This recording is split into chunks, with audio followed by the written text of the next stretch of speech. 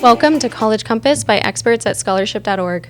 For the past 43 years, the staff at the George Snow Scholarship Fund and scholarship.org have dedicated themselves to empowering young people and ensuring that they have access to the resources they need to succeed in their educational journeys. In each episode, we will sit down with experts to provide practical advice that will help students overcome challenges, thrive, and maximize their college experience. My name is Shannon Elwood. I am the Director of Communications for the George Snow Scholarship Fund. In addition to that, I bring 6 years of experience working closely with the Snow Scholars of our organization and guiding them through their educational journeys. I do want to add that Tim sadly could not join us today, so I will be hosting the episode solo. And today we are talking about mental health awareness. May is Mental Health Awareness Month. At the George Snow Scholarship Fund, mental well-being is a top priority. Through our scholar support services, we provide strong support systems for our Snow Scholars. We offer mentorship, we offer a safe space to share challenges, and even free mental health counseling. Transitions, whether it's starting college, entering the workforce, or navigating life challenges, can be overwhelming. That's why today we're diving into the importance of mental wellness during times of transition.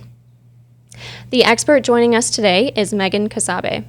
Megan is a licensed clinical social worker and the owner and therapist of Buena Vida Wellness Incorporated. Megan is also a proud Snow Scholar, having received our scholarship in 2008 and our graduate scholarship in 2013 to further her studies in social work. So welcome.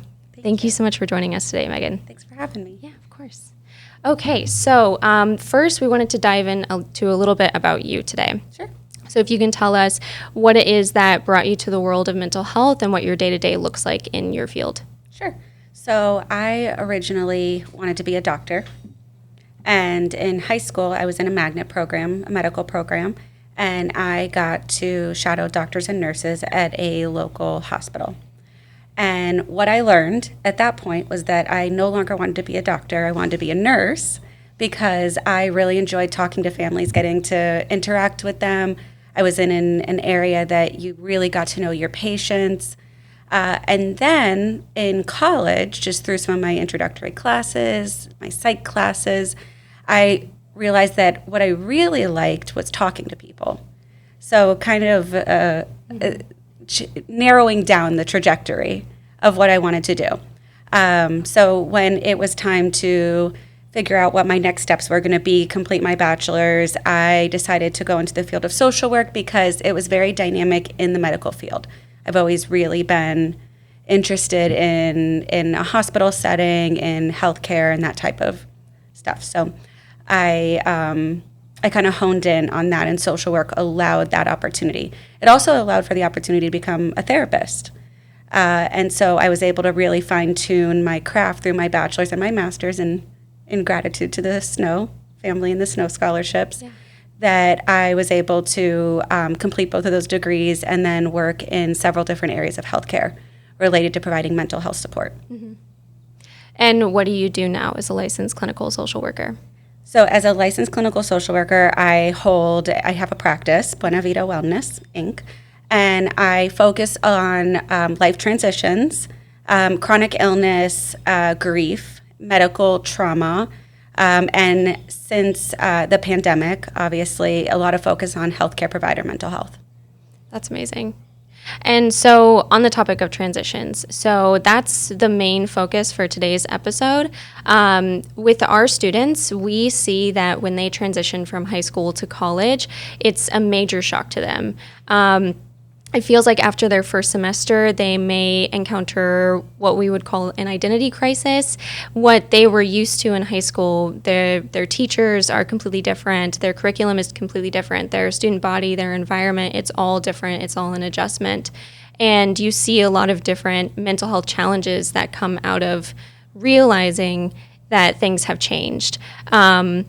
And adjusting to that, and sometimes they take it personally as if they've done something wrong. Maybe they expected themselves themselves to do better in classes that they really weren't able to in their first semester, and it's all just part of the adjustment. And so that's a lot of what we wanted to talk about today was mental health in college students, especially when you're first entering college. So how would you recommend someone adjust? What tips do you have for someone who's adjusting to a new environment? So first of all, I love talking about life transitions because it doesn't matter where you are in life. We all have experience in that. And so every single person walking up and down the road, in the mall, in the hallway, in the corridors, everybody's experienced a life transition in one way or another. Yeah. And so we can all relate. So I think that one of the biggest things that I would recommend to any person starting college or going through any sort of life transition is to set realistic expectations. And that's really hard to do, especially I think about, in preparing for this, I really thought a lot about who I was, what my identity was like when I was a scholar, and what that felt like. And we are all high performers in a lot of ways, and we hold ourselves to really high expectations. Yeah. So high expectations are not always realistic. They are the majority of the time, especially for somebody who's had success in it. But setting very realistic expectations about how you're going to accomplish your high bar goals is a really important mindset to go into any sort of life transition, especially college, with. Absolutely. Yeah. And I mean, we saw it with a wide variety of students we worked with, but it's almost with the more high achieving students, or even if it's a A student or a B student, when they go to college, they expect for them to be able to turn out a certain level of work, and then it's completely different. And it's a shock to them when they realize they're not able to do that in the same way that they've been able to before. So they start to question who they are, if they're doing something wrong. Yeah, and it's like you said, high achievers. Yeah. And I think it's the definition of what a high achiever is. Mm-hmm. Because it could be somebody who excels academically. It could be somebody who prides themselves on being able to balance sports, clubs, a job, supporting their family and getting decent grades. Yeah. It could be somebody who is maybe not as academically strong but has really high career goals. Yeah. So I think it also depends on how we define what a high achiever is. I think that's a really good point. So how do you recommend someone balance social life, academics, extracurriculars? I think that the one thing that we all have to remember is that as much as we like to have control over our lives or over any situation, there's a lot less control than we like to think that we have. Yeah. And so if you think about going away to school, and you could just be going to a community college, or you could be moving thousands and thousands of miles away from your family, it's still a change.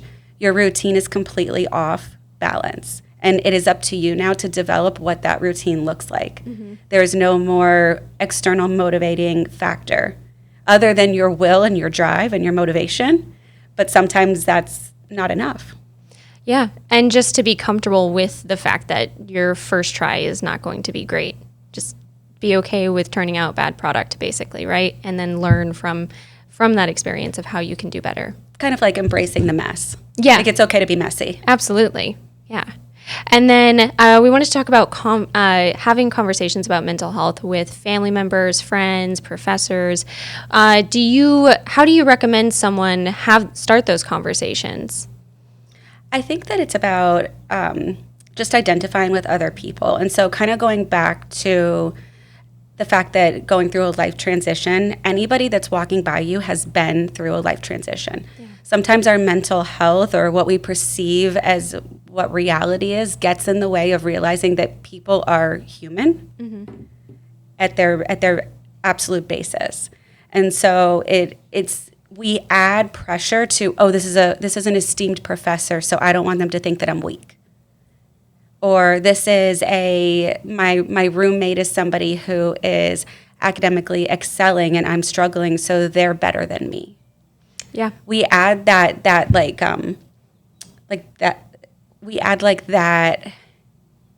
extra piece of information that is probably not true. It's just our perception or what we tell ourselves our perception of that person is. So I'll give you an example of when somebody talks to me and I say, okay, oh, hi, I'm a therapist, which I never say anymore, especially when I'm on a plane, because then you're stuck talking to people forever. That's a good point. But they automatically assume that I am psychoanalyzing them all the time. But my brain doesn't work that way. And do you find that a lot of people ask you for advice the second you tell them you're a therapist? Not so much advice. More so they want to know, they want to tell me about an experience that they had. And it's usually not a good one. No. Oh, I'm sorry. You're always getting bad news then. I've started to just not tell people that I'm a therapist. What do you tell them instead? It changes. Sometimes I'll say that I don't even know. I'm so bad at making it up on the spot that it's just kind of whatever comes out of my mouth. Yeah, that's smart. Well, you got to do what you got to do. So talking about a few social stressors for our students. So imposter syndrome, fear of missing out, and then expectations not matching with reality. I think that these three are huge, especially in college students, even beyond college, but I think it's very strong in your college years. Can you talk about each of these three, kind of what they look like, and then help debunk them? Sure. So we'll start with imposter syndrome. Imposter syndrome can occur at any phase of life. So we kind of focus the first part of this conversation on somebody who's transitioning to college. But if you think about your scholars who are maybe moving towards the end of their college experience and are about to enter the real world, and what that looks like as far as imposter syndrome as well. But I think it comes from there are two main areas of focus in the brain. There's the conscious and the subconscious. And the conscious is what's happening here in the present moment, and the subconscious is like the captions that are telling you what's happening here in the present moment. Yeah. So I kind of compare it to like the little birdie or the little devil on your shoulder who's like whispering in your ear saying like, oh, no, don't do that, or you're not doing that well. So to me, that little birdie or that little devil is imposter syndrome. And it's what we think we know about something when we don't really know. So if we went in completely as a blank slate, a blank piece of paper, and it's like, what am I going to draw on this piece of paper or write on here? That is being present in the conscious moment, and imposter syndrome has no place there. It's what happens when the subconscious kind of gets mixed up in the middle of all of that. And so how do we debunk that? How do we kind of push that out? One is awareness. Awareness is key. If we acknowledge something is there, hey, my subconscious is being really mean to me today. It's not me. I'm not being mean to me. My subconscious is the little devil that's sitting here on my shoulder. Yeah. So kind of giving it its own life or its own name and saying, like, I don't have to listen to that. Consciously making that decision, I don't have to listen to it. It's really easy to get stuck in, like, that negative thought cycle, and it's just circular, right? The circle has no end. So if we stay in that, then we're going to get stuck. And that's where that imposter syndrome becomes our reality, because our subconscious makes it the reality versus what's actual reality. Absolutely. It helps you identify what those types of thoughts are, so then you're able to, I guess, combat them better when they arise in the future. I think one piece of advice I heard before was to give it a name. So, like, if your name is Daniel, but you're having these thoughts, then maybe you say, like, well, that's David talking. Absolutely. Yeah. And then you thank David for caring about you, and you tell David to quiet away. down. Yeah, absolutely. Yeah. Yeah. And then fear of missing out. So fear of missing out, I think, is when we don't fully know who we are as a person, which, I mean, at most stages of life, we don't fully know who we are as a person. I think that kids and young adults entering college and entering the workforce really feel that very strongly. They're trying to find what they believe in, what they're passionate about, what are they going to do with the rest of their lives, what's important to them. That fear of missing out is, I want to experience it all so that way I can make an informed decision. But that goes back to setting realistic expectations and creating a structure and a routine. You can absolutely do it all in life, but you may not need to do it all right now in life. You don't always need to go abroad. every summer. You don't always have to go to that party. You don't always have to go to the library, unless it's finals, I'm sure. Yes. Then that's when it's important. Absolutely. So Yeah. I think it's mostly learning how to prioritize, which is a really hard concept to learn. In high school, it's kind of forced upon us. Yeah. Where it's like, you prioritize this because this is due this day. And in college, a lot of the time, it's like, no, all of your assignments are due by the end of the semester. So how do you prioritize? And so for somebody who's used to a very clear protocol or plan, that can get really convoluted. And so fear of missing out, in the way that I would describe it, is it kind of takes over so that I have to do it all right now so I can make an informed decision. I think that's really important to identify the fact that it's just someone who's trying to solve all the problems right now, and that's not going to happen. You don't have the bandwidth for that, but with time you can. Yeah. Yeah, you don't have to say no. It's just a no right now. Yeah, exactly. And it'll come. And then expectations versus reality. Expectations versus reality. So there's a long time saying that I'm not going to repeat here, but what happens when you assume?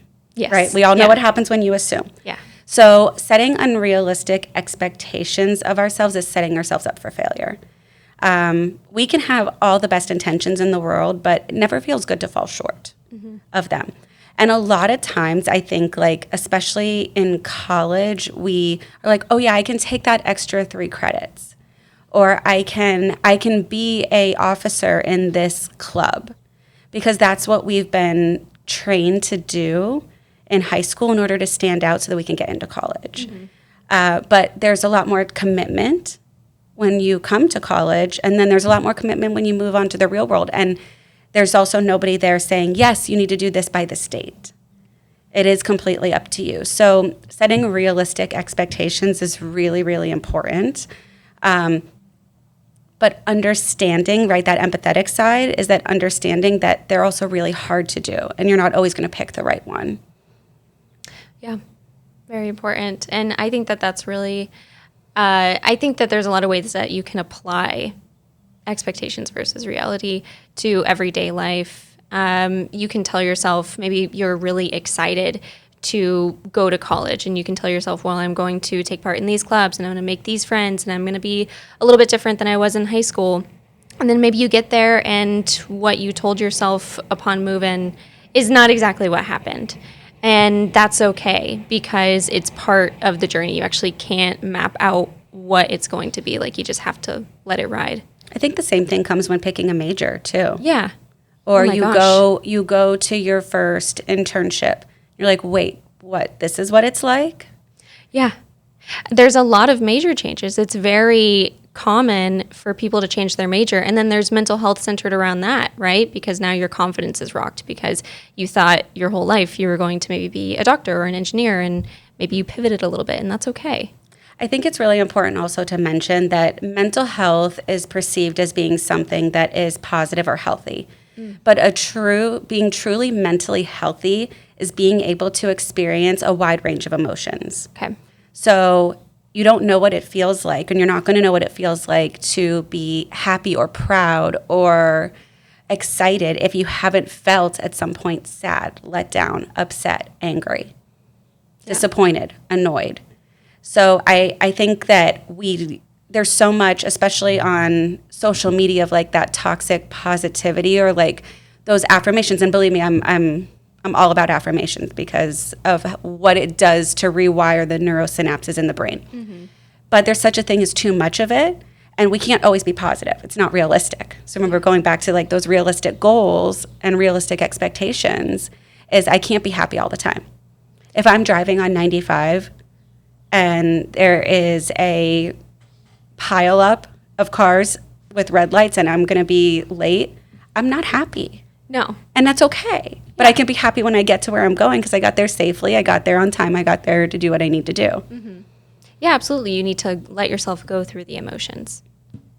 Okay, so moving on to a little bit more serious types of feelings that students can have while they're in college or just in general in life. Pressure to succeed, family responsibilities, and financial stress. These are things that we have seen with our students, and they're a little bit stronger. There's, I think, a stronger anchor behind them, right? Because typically there's the family component or the financial component that is, it's just scarier for the student. So have you worked with clients who have experienced these types of stressors, and how have you guided them through it? Well, definitely. And it's very individualistic to each person. Around the age of 4 or 5, we develop a belief about ourselves, a core negative belief is what we call it. Yeah. And it's something that we hold to be true. It doesn't matter if it can be debunked. It doesn't matter if there's all the evidence in the world that supports that I shouldn't feel this way. If I feel that I am the caregiver in my family, or that I can't let anybody down, no matter what you tell me, I'm going to feel that way. So I think a lot of it is even though these are more serious issues to talk through, they also go back to a lot of the same basic principles. So it's calling it out, identifying it. What is it? What am I dealing with? What am I working with here? What are my deck of cards? Okay, I have to focus on the fact that I come from a family, and I'm very proud of my family, but where I need to be the financial breadwinner, and I have this opportunity. I can't mess it up. And so that's calling it by what it is, and then learning how to work within it. So it's not going to go away. One, we can't ignore it, because when we ignore things, they rear their heads. And two, we can't pretend that they don't impact our decision making. So if we talk about financial stress, there's a lot of like underlying trauma that's associated with that, about how that financial stress got there, that is not going to be solved overnight by going to college, getting a scholarship, going to college, and being successful in your career. Yeah. It's accepting it, kind of like hugging it for what it is. Like, this is a part of me, this is what drives me, but it's not all bad. Yes, it's what I experienced, but a lot of it comes down to that like innate need to accept the deck of cards that we have. My goodness, yeah. And that, what you just said to begin about the core memory, that stuck out to me. So at the age of 4 or 5, you said, almost all of us deem some sort of negative memory about us. Yes. And it could be for something major, Yeah. right? It could be a major car accident. It could be something absolutely traumatic. I mean, I read the applicants. Yeah. You know, I score them. I know what people who and our scholars have been through. But it also could be something minor. It could be that I was playing outside with other kids, and this other kid said, "Megan runs too slow." And so I think I'm not good enough. Yeah. So it just happens so it just happens to be whatever that defining moment is. And it's never going to be something that just sticks out and we can go back immediately and be like, "Oh, that was my moment." It doesn't work like that. Unfortunately. I wish it did. That would make therapy a lot easier. A lot easier. Yeah. Absolutely. But once it is identified, like what that belief is, am I not worthy? Do I think I'm not worthy? Do I think I'm not good enough? Am I not lovable? These are all things that may never be true. But if I think it, then I have to work really, really hard, and usually with the help of a therapist, to debunk that and show all the positive evidence that supports that that's not true. Yeah. And I know you said it varies person to person, but do you have coping strategies you can recommend? So it very much varies person to person. And I think it's where people are in their mental health journey. So I really emphasize, especially for the purpose of this conversation, on acceptance and hugging, so to speak, like this is what exists, this is who I am, and like that acceptance, that radical acceptance of like, this is where I come from, this is who I am, this is where I'm starting from, and that's okay. I can't be at a place where I'm going to use like a sports metaphor, like if I'm not somebody who trained in football from the age of 5 until I got to high school, I'm not going to be a D1 athlete. Yeah. It's just not realistic. So where am I on that spectrum? Am I a decent runner? Okay, maybe I'm going to start running for my mental health, right? Or maybe I'm going to do like some races. So kind of picking your trajectory or setting your expectations based on where you're starting from. It doesn't mean you can't ultimately succeed in whatever that goal is. But it's understanding where you're starting at. Okay. And what would you say are some warning signs that someone is struggling with their mental health? Does that also vary person to person? It does, but in preparing for that question, I really put a lot of thought into it to try to figure out how I could explain it. And I think that the biggest thing is if there's a change in your behavior, a major change. So, which is hard when you start college because everything is a major change. Mm-hmm. But if you're somebody who thrives on 8 hours of sleep and you're sleeping 2 hours a night, that's a major change. And it's a warning sign. If you're somebody who needs 6 hours of sleep and you're sleeping 12 hours, mm-hmm. that's a major sign. Yeah. So anything that is a major change. And that could be something you see in yourself or something that your friends and family see in you. Absolutely. Or you see in somebody else. Yeah. If you see a major change in someone else, how should you bring it up to them? Gently. Yes. And with a lot of empathy. Because it also depends on where that person is and if they're willing and able to hear it. You can have the best intentions in the world, but if they're not able to hear it, meaning able to accept what you're saying, then you also could be jeopardizing that friendship or that support person or the person that you are trying to support. Okay. So it doesn't mean don't say something. It just means, hey, I've noticed this. Is everything okay with you? Mm-hmm. Or can I do anything to help you? Yeah. I'm gonna give you an example. Okay. So my freshman year of college, I never really thought that I was an anxious or really a shy person until I went to college. And I had a part-time job. I was teaching dance at a local YMCA. So after the first few weeks, you get into that routine of like, oh, we're going to go to have dinner together, like with this group of people, like your dorm, your roommate, your suite mates, friends that you've made. And I started working until a time that I missed dinner with my friends. And I then would not go to dinner. I would not walk to the cafeteria by myself mm-hmm. and have dinner. I would eat some crackers or a snack in my room. And the big difference was I didn't realize it was an issue until I was missing dinner every night that I worked and I was losing weight that I didn't have to lose. And until somebody said, hey, what do you do after work? What do you do for dinner? It never occurred to me. So it wasn't even like, hey, Megan, I'm worried about you. It was, hey, what do you do for dinner? And so I learned really quickly that I had some social anxiety because I would not go to the cafeteria by myself after they had already gone to dinner. And then how did you resolve the issue? Well, I found therapy in college and learned that the tools that I needed for my anxiety.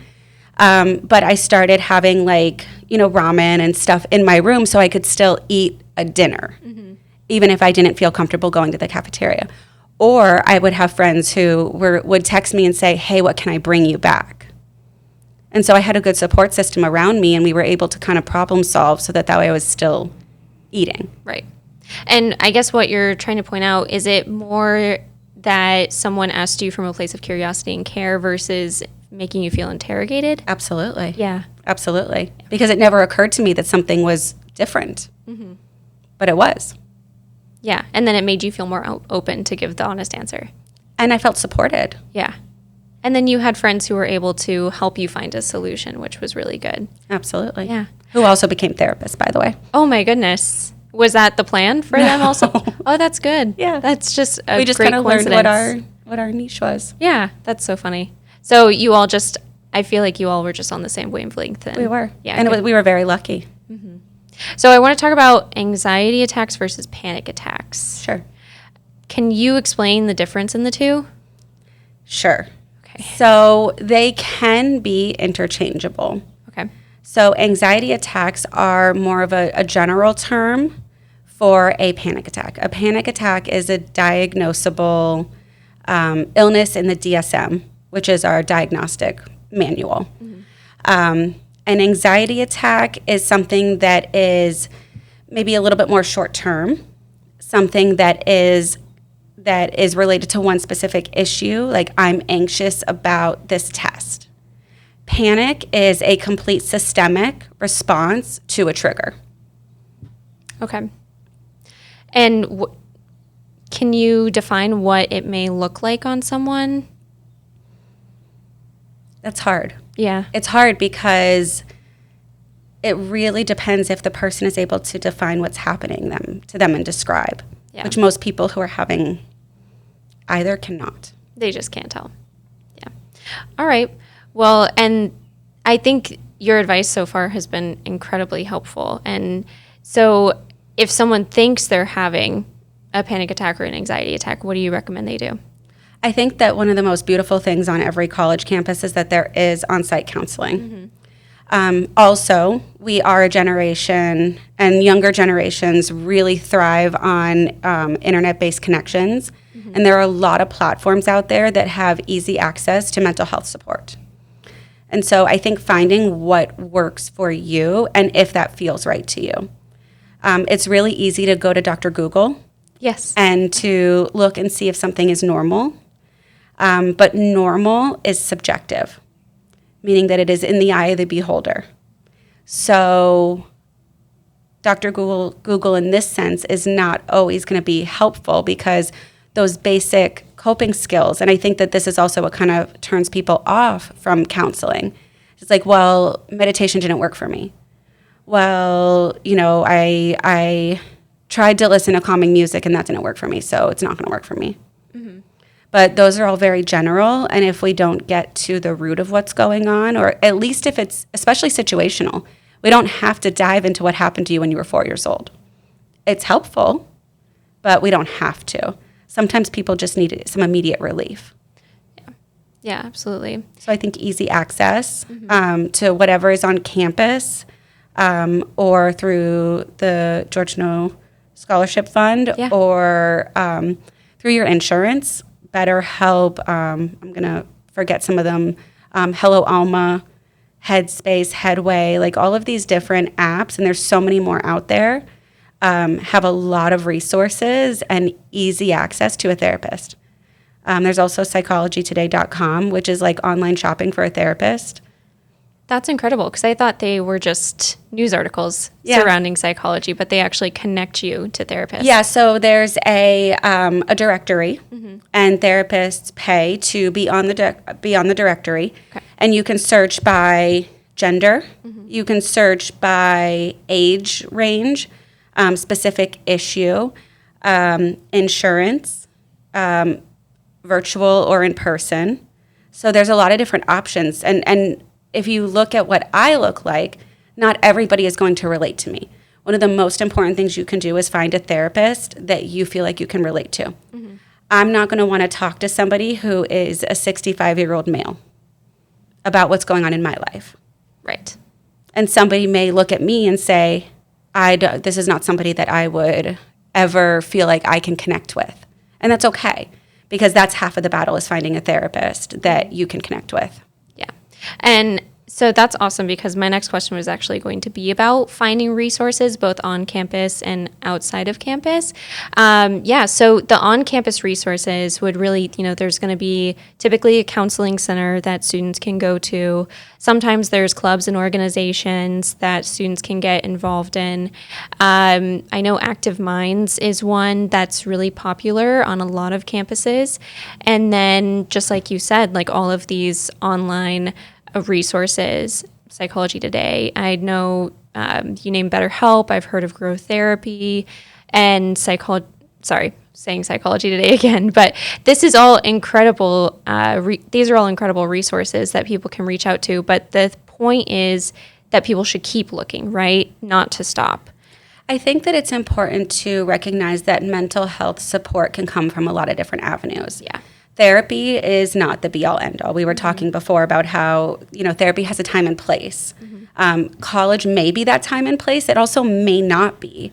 But never underestimate the power of peer support. So I love that there are active groups on campus that you can join that focus on these topics also. Okay. Because sometimes it's just as beneficial in the time being, if you're not ready to dive into those big topics or those big issues that you want to tackle until later in life, that you have a friend that you can go have coffee with. Yeah. Or tea. Coffee gives you anxiety. Tea, not so much. Yeah, that's a good point. What is one piece of advice you wish you could give every college student surrounding mental health?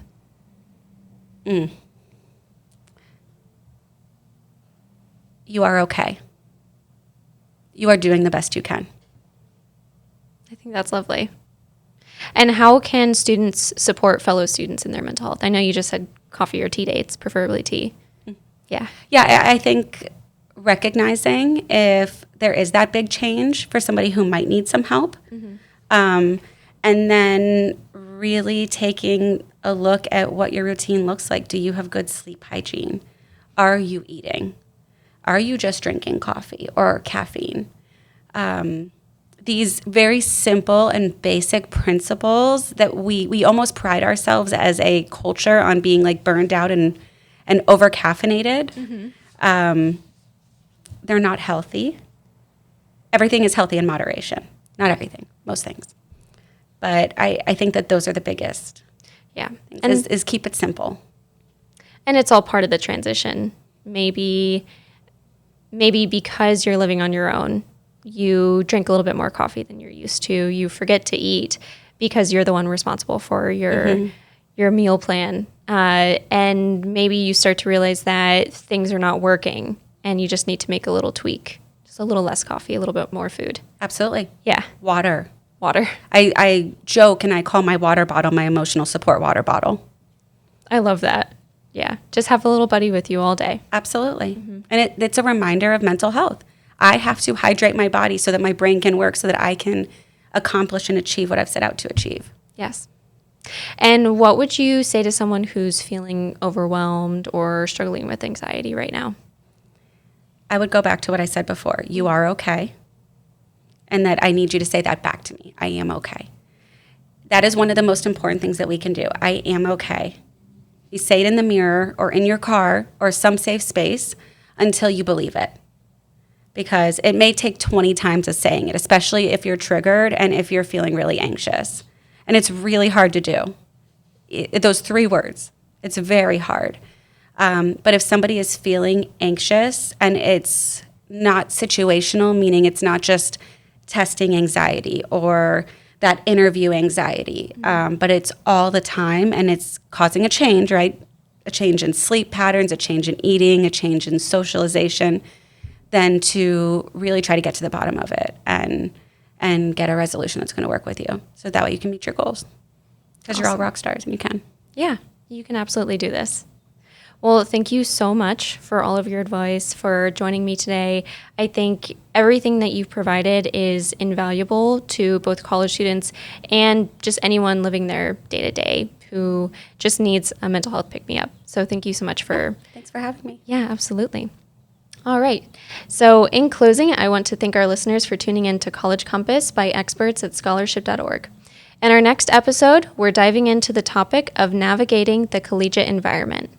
We'll be sharing essential advice for incoming college students as they prepare for the big move to campus.